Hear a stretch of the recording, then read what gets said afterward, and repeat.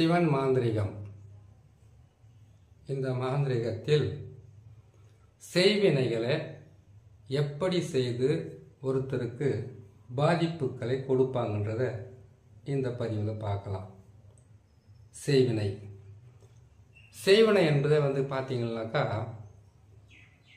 ஒருத்தர் நல்ல வசதியோடவும் செல்வாக்கூடவும் வாழறான்னு கேட்டாக்கா கண்ணு பொறுக்காது வைத்தறிச்சல், இல்லை சந்தோஷமாக ஒரு குடும்பம் இருக்குன்னா அந்த சந்தோஷத்தை கெடுக்க, சந்தோஷத்தை குலைக்க ஒரு சிலர் சொந்த வீட்டிலேயே சூனியம் பண்ணுறவங்க இருப்பாங்க.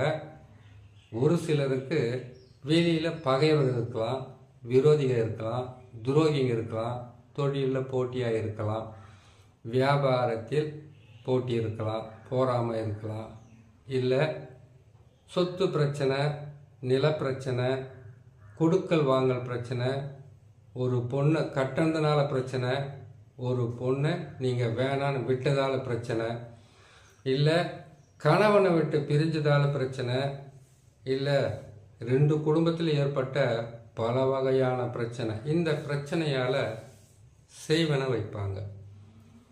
அந்த செய்வனையை வைக்கும்போது அவங்களுக்கு பாதிப்பு எப்படி இருக்குன்னு கேட்டிங்கன்னாக்கா, இந்த குடும்பம் எப்படியெல்லாம் சீரழிஞ்சதோ, எப்படியெல்லாம் துன்பப்பட்டதோ அது அப்படியே அவங்களுக்கு 10 மடங்காக நடக்கணும், இல்லை 100 மடங்காக நடக்கணுன்றதுக்காகத்தான் செய்வனை செய்வாங்க.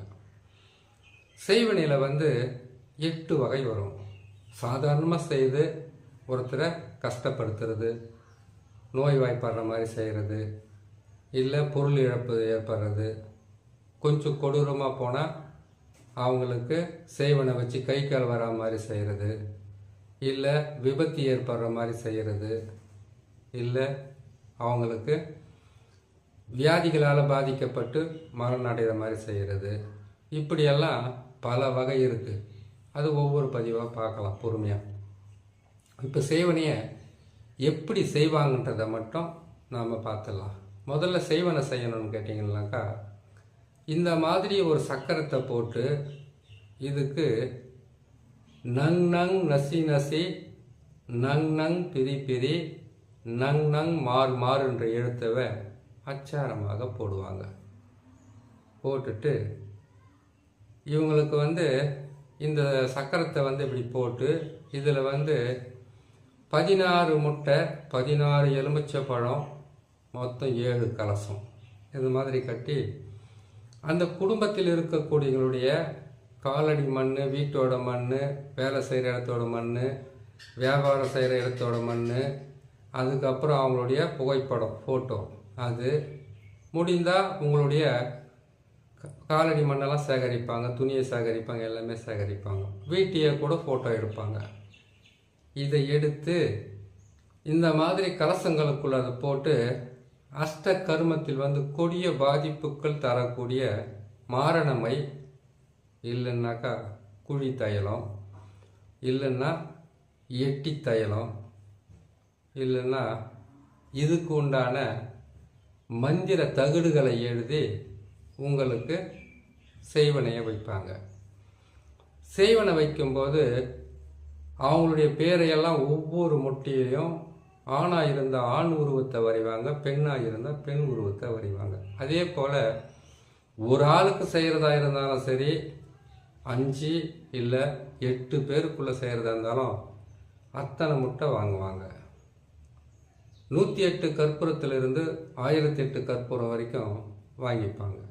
வாங்கிட்டு அவங்களுடைய பேரையும் அவங்களுடைய உருவ பொம்மையும் அதில் எழுதி, அவங்களுடைய தாயார் பேரை எழுதி, அவங்களுடைய குலதெய்வ பேரையும் எழுதிடுவாங்க. எழுதி முடித்து அதுக்கு பிறகு அதுக்கு உண்டான செய்வன மந்திரங்களை பயன்படுத்துவாங்க.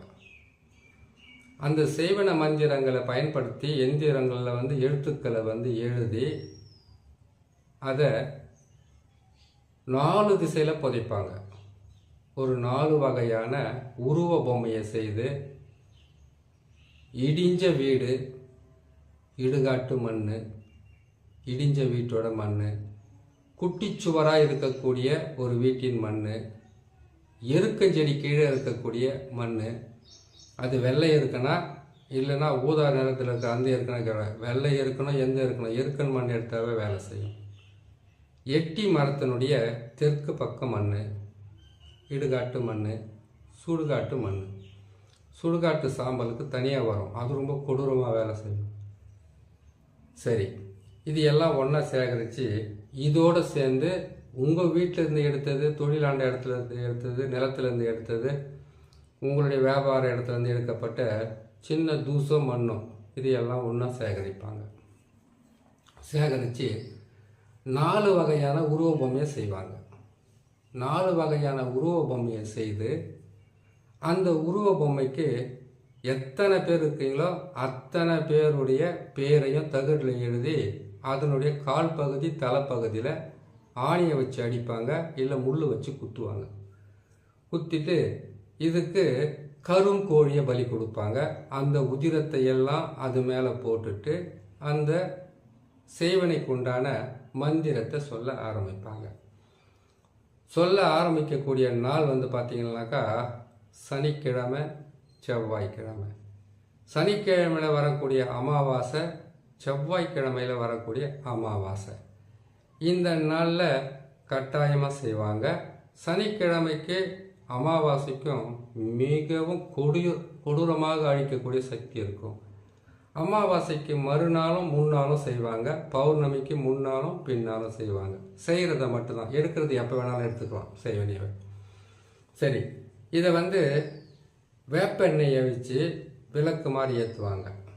ஏற்றிட்டு அந்த விளக்கினுடைய ஒளியை பார்த்து கொண்டு கருப்பு வஸ்திரத்தை கீழே போட்டு அது மேலே அமர்ந்து கருப்பு மணியால், கருக மணியால், கருப்பு மணி. கருக மணின்னா பெண்கள் கழுத்தில் போட்டுக்குவாங்களா, அது இல்லை, மாந்திரிகத்துக்குன்னே வரும் சிகப்பு மணி, கருப்பு மணி, துளசி மணி, ருத்ரமாலை இப்படிலாம் வருது இல்லையா. அதில் கருப்பு மணியை வச்சு அவங்க 108 முதல் கொண்டு வந்து 1008 முதல் கொண்டு வந்து 1008 வரைக்கும் மந்திரத்தை உரு போடுவாங்க.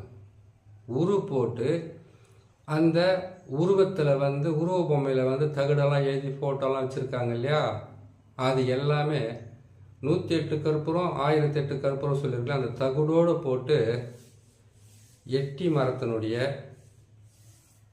இலை, அதனுடைய சின்ன சின்ன துண்டான விறகுங்க, இருக்க குச்சி, எட்டி குச்சி, சிறிய நங்கை காஞ்சது, பெரிய நங்கை காஞ்சது. அதுக்கப்புறமா இதனுடன் சேர்த்து நம்ம செய்வன மந்திரத்துக்காக பயன்படுத்தக்கூடிய அஷ்டகர்மத்தில் துஷ்ட மைகளை பயன்படுத்துவாங்க. அதை போட்டு இந்த கற்பூரத்தை போட்டு எரித்து அதனுடைய சாம்பலை எடுத்துக்குவாங்க. நீங்கள் வீட்டுக்கு பின்புறம் புதைக்கணும்னா அது உறவுக்கார தான் இருக்க முடியும். 3வது எதிரியால் உங்கள் வீட்டுக்கு 4 பக்கமும் புதைக்க முடியாது. ஆனால் ஒரு ஊருக்குள்ளே தான் உங்கள் வீடு இருக்கும். அந்த ஊரில் 4 திசையில் புதைச்சிடுவாங்க, கிழக்கு, மேற்கு, வடக்கு, தெற்கு. இப்போது இந்த 4 திசையில் இவங்க புதைச்சிட்டு எரிச்ச அந்த சாம்பலை மட்டும் கொண்டு அந்த தகுடோடு சேர்த்து, ஒன்று புளிய மரம், இன்னொன்று எட்டி மரம், இன்னொன்று மயானம், இன்னொன்று இடுகாடு, இன்னொன்று உங்கள் வீட்டுக்கு முன்னாடி இல்லை உங்கள் வீட்டுக்கு பின்னாடி 4 திசையில் ஏதாவது ஒரு திசையில் வீட்டுக்குள்ளே, இல்லை நீங்கள் வியாபாரம் செய்கிற இடத்துக்குள்ளே, நீங்கள் தொழில் செய்கிற இடத்துக்குள்ளே, இல்லை உங்களுடைய வர்த்தக நிறுவனங்களுக்குள்ளே, இல்லை உங்களுடைய நிலத்துக்குள்ளே புதைச்சாங்கன்னு வச்சுக்கோங்களேன், எவ்வளவு விவசாயம் செய்தாலும் வெள்ளாமல் வராது, நஷ்டம் ஏற்படும். எதுக்கு தான் இதை தொட்டோமோன்னு சொல்லிட்டு கடன் ஆகுது, கஷ்டம் வருதுன்னு சொல்லிட்டு மன கஷ்டம் வரும். ஒன்றாச்சு.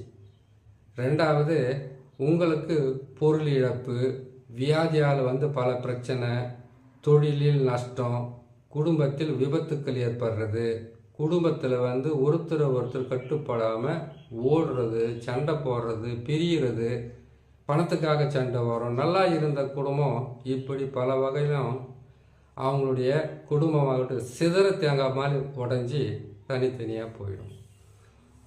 இதை இன்னொரு வகையிலும் செய்வாங்க. அந்த வீட்டை விட்டே வெளியில் போயிடணும், அந்த ஊரை விட்டு வெளியில் போயிடணும், இல்லை அவங்களுக்கு தொல்லை இல்லாமல் நீங்கள் போயிடணும்.